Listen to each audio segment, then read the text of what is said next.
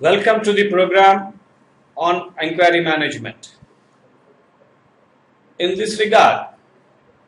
I would like to give a brief introduction about this inquiry management. This inquiry management is in respect of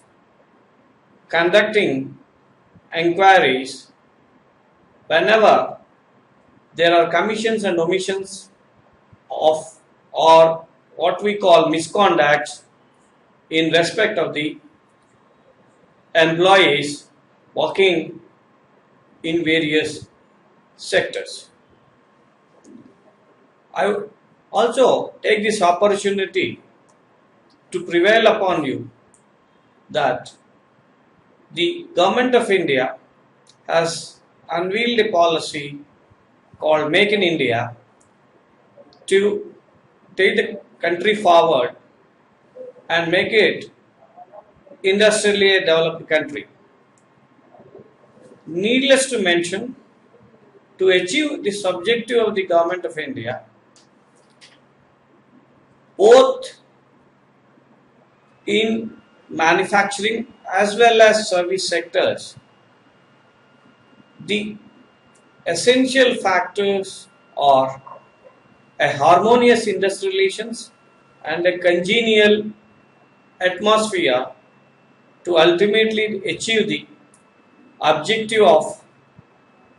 the successful program of Make in India. As you are all aware, whether it is the service sector or manufacturing sector, the employees play a vital role in getting the desired results of the employers. And it is also to be kept in mind now the legal and other aspects in the mind while dealing with this subject. There are trade unions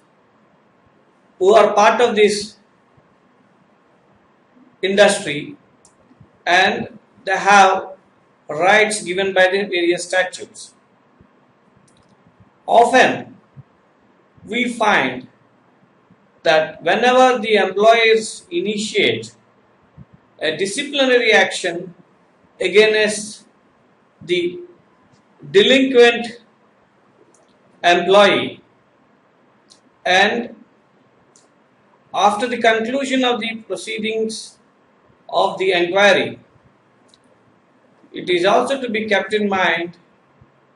the proceedings of the inquiry and conclusion of the inquiry and subsequent punishment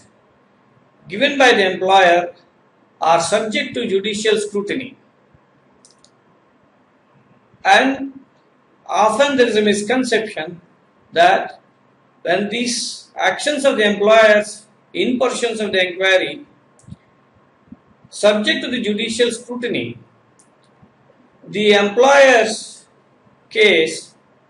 mostly we find on the losing side, and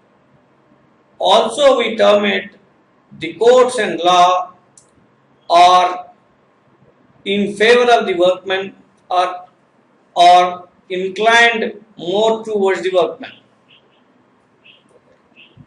Let me correct this misconception. The judiciary in India is one of the best in the world, and most of the cases, if we carefully examine, the failure is with regard to the lack of preparedness, lack of the knowledge, lack of the knowledge of the intricacies, lack of the application of the provisions of the law and the procedures,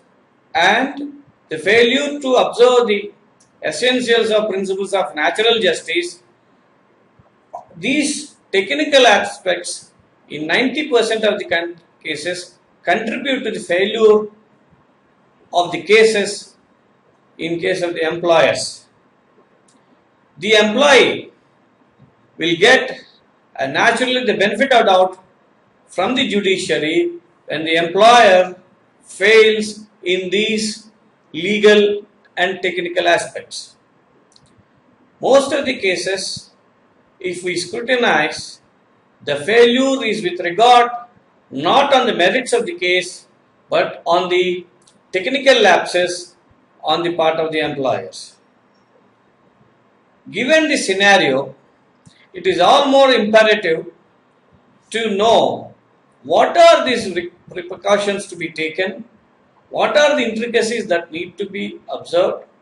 what are the principles of natural justice which are required to be followed without any deviations, and what are the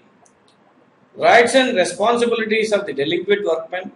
what are the rights and responsibilities of the employer, what is the role of the inquiry officer, and what are the roles and responsibilities of the inquiry officer, what is the scope of the inquiry officer. Similarly, what is the role of the presenting officer who present the case on behalf of the employer before the inquiry officer? What are the roles and responsibilities, obligations of the presenting officer? And including the gathering, preparation and submission of the relevant evidence in an acceptable manner when ultimately it is called for a judicial scrutiny. Therefore, the aim and objective of this program to equip these employers to overcome this difficulty of the failure of the cases on technical and legal aspects when the matter ultimately is subject to this judicial scrutiny. All the more it is important now for us to discuss these matters in detail by chapter wise, and also to make the people well prepared and to meet any contingency or eventuality and make the inquiry be successful and ensure that the delinquent workman employee is given an appropriate punishment. And when it comes to the judicial scrutiny also, the employer's case would come out successfully. And the twin advantage of this program is not only that you ensure the delinquent workman is appropriately punished, but also send a loud and clear message to all other workmen or employees in the organization that the performers would be encouraged by the employer. At the same time, the company or employer would not hesitate to take any kind of disciplinary action as the circumstances deem fit, and it will ultimately make the employees to submit the discipline and also reduce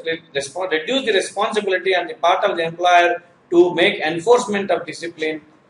and this will ultimately contribute to the harmonious industry relations and which ultimately result in the well-being of the organization.